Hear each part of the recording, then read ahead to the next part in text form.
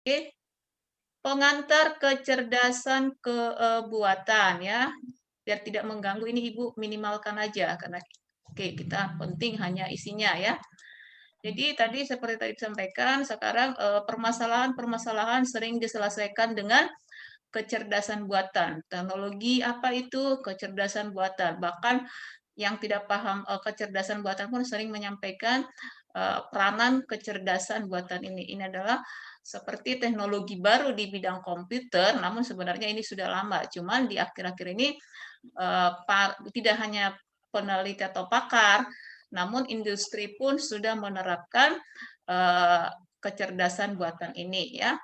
Apa yang perlu dipersiapkan untuk perkuliahan kecerdasan buatan ini? Itu tadi ada beberapa topik ini materinya luas juga.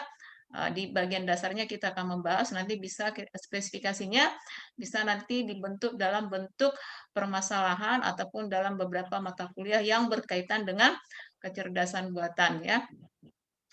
Oke, Ibu mau mulai. Kecerdasan buatan ini ada, ya nih perhatikan, tahun sekian pun 56 sudah ada sebenarnya. Tapi tidak seperti sekarang ya. Kenapa disebut kecerdasan buatan? Apa yang dikerjakan manusia itu yang dikerjakan oleh komputer. Contoh, kalau misalnya kamu masuk ke apa itu tol, dulu kan kita harus apa beli karcis kan gitu kan, harus apa.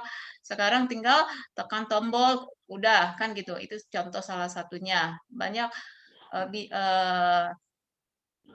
bidang yang bidang pekerjaan yang harusnya dikerjakan manusia, namun sudah dikerjakan oleh ini tadi si komputer. Inilah pekerjaan kita. Bagaimana pekerjaan-pekerjaan yang dilakukan oleh manusia kita buatkan sebuah sistem, dibuatkan sebuah yang disebut teknologi AI yang tidak harus robot tidak ya, namun inilah peranannya menghasilkan pekerjaan manusia dikerjakan oleh komputer ya.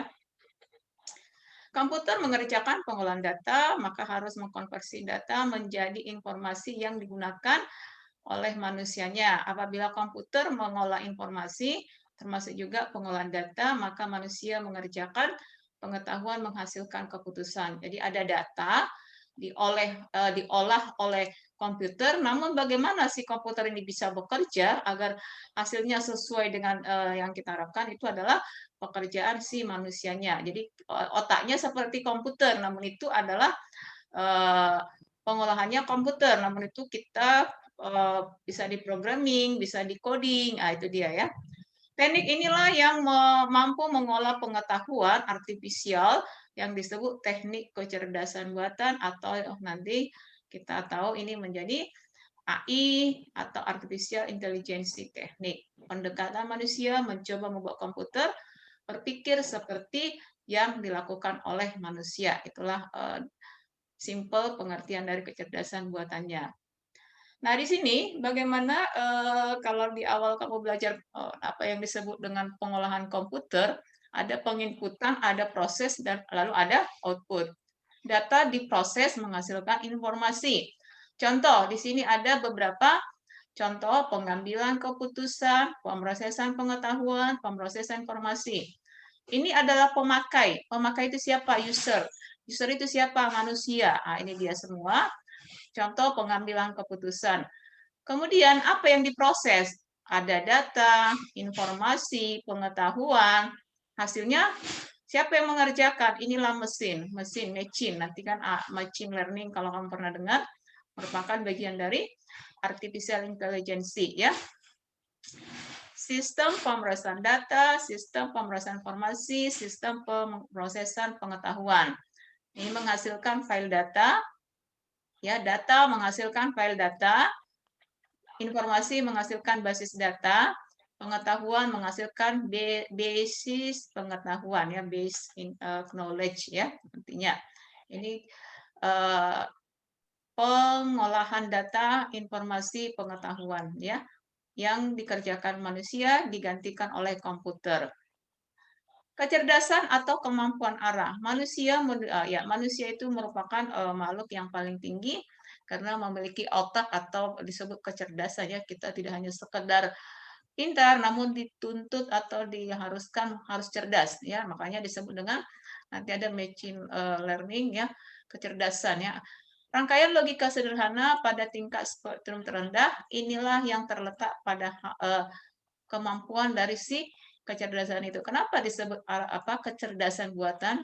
Komputer itu manusia yang membuatkan. Namun kenapa disebut kecerdasan? Contoh, di sini yang rendahnya simple logic circuit, ini semua bidang komputer, human manusianya, ini super alien height-nya. Very, oke. Hampir semua program kecerdasan buatan ini adalah menggunakan teknik pelacakan atau pencocokan pola ya.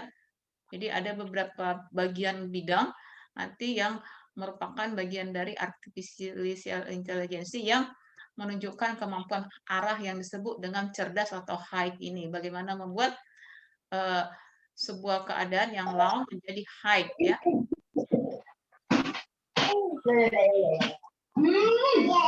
Very. Oke. Ya.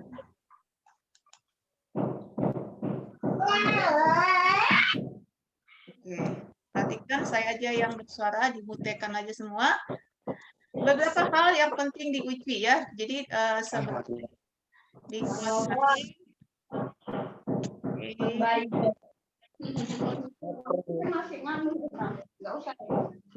Siapa ini yang mute?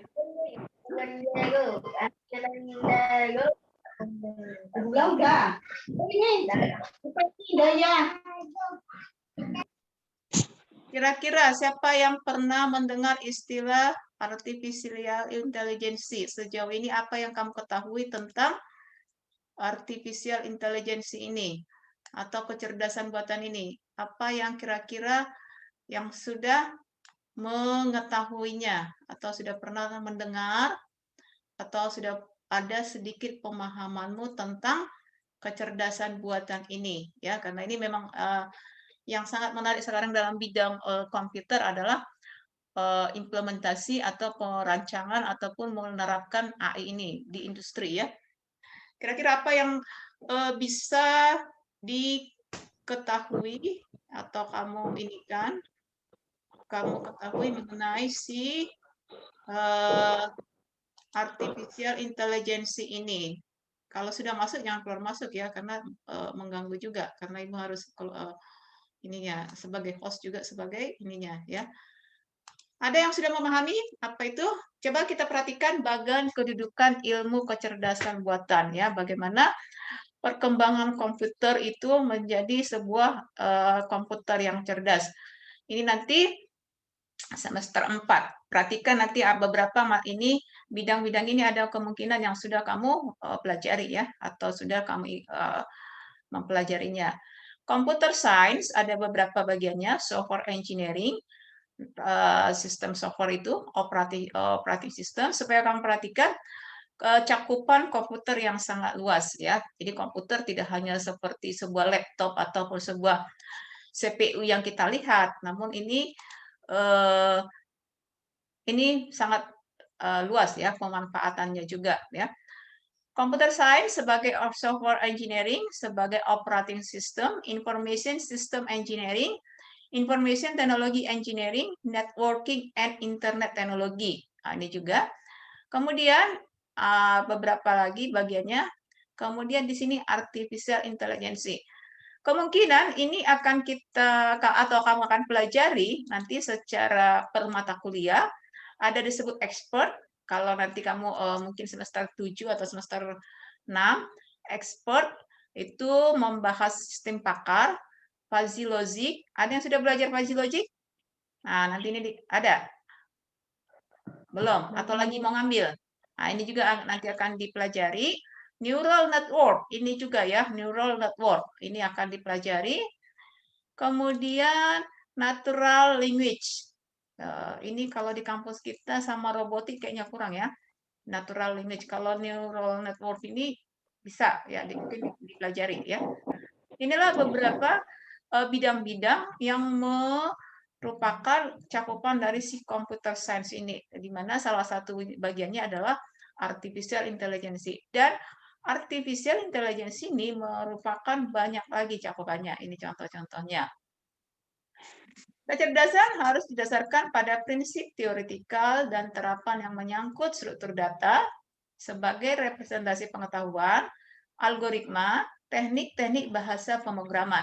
Jadi kalau kamu mau menguasai atau mau membidangi, mau menguasai, kamu mau disebut orang AI, kecerdasan keahlianmu bidang artificial intelligence atau kamu minat di bidang ini, kamu harus mempunyai dasar struktur data, pemahaman struktur data.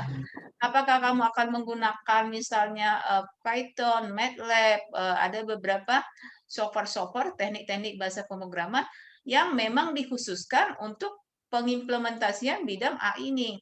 Contoh sekarang itu adalah Python. Python ini pun banyak lagi jenis-jenisnya, banyak lagi beberapa tool-tool yang harus kita pahami sehingga ini bisa diimplementasikan dalam menyelesaikan permasalahan atau menghasilkan sebuah teknologi yang berbasis AI namanya, ya. Jadi kamu harus memahami struktur data, kemudian memahami algoritma. Struktur data sudah belajar ya, algoritma juga. Sekarang kita ini contoh kita kecerdasan buatan ya, perlu Ibu sampaikan. Namun kita tidak ada prakteknya. Tapi Ibu tetap nanti memberikan tugas yang mungkin di luar dikerjakan berbentuk praktek, dikerjakan di luar jam perkuliahan supaya mengefektifkan kemampuan dan juga waktu ya. Jadi dikerjakan di berkelompok. Berikutnya penerapan konsepnya. Nah, ini penerapannya apa yang perlu diketahui. Nanti yang banyak dibahas di sini adalah ada disebut knowledge base atau basis pengetahuan, motor inferensi atau inference engine. Ada yang sudah belajar sistem pakar? Kira-kira? Ada? Sersun. Ada? Belum ya? Belum, Bu. Oke. Belum, oke, tidak apa. Kemudian di sini pengetahuan merupakan informasi terorganisir, teranalisir, lebih mudah dimengerti, bisa diterapkan pada pemecahan masalah dan seterusnya. Jadi oke, Ibu stop share dulu ya. Kenapa Ibu stop share? Karena saya lihat memang ini baru semester 6, ya kan? 4, Bu. Oh, semester 4. Semester 4. Apa yang mau kita kerjakan dengan kemampuan di semester 4? Dari pembahasan tadi, kira-kira mata kuliah apa yang sudah atau oke, mata kuliah struktur data algoritma, yang lain apa yang sudah dipelajari? Paling web ya, paling pengimplementasian web ya, pemrograman web sudah mahir ya. Masuk web 2 sekarang. Sudah, Bu. Iya, Bu. Ya. Oke ya, memang ada beberapa yang dia minatnya di pemrograman web, ada juga ya. Jadi di sini nanti bisa diperhatikan ada yang disebut nanti coba dicari-cari apa namanya Python ya. Jadi ini ada kita lumayan ada banyak ada 20 berapa ada 30 orang ini ya. Ada ya? Ada, Bu. 10. Kita buatkan kelompok itu ada 5. Jadi tugas kita nanti sebelum UTS ada satu praktek menggunakan Python, ya kita upayakan. Kemudian sebelum UAS nanti tetap satu praktek, satu berbentuk nanti semacam makalah, satu lagi berbentuk semacam prakteknya, ya nanti akan Ibu sampaikan di pertemuan ketiga. Ini hanya membuka apa itu pemahaman kalian apa itu sebenarnya artificial intelligence. Nah, di pertemuan ketiga nanti Ibu akan melihat seberapa tertariknya kalian dengan mata kuliah ini ya. Memang itu tadi ya, pilihan banyak.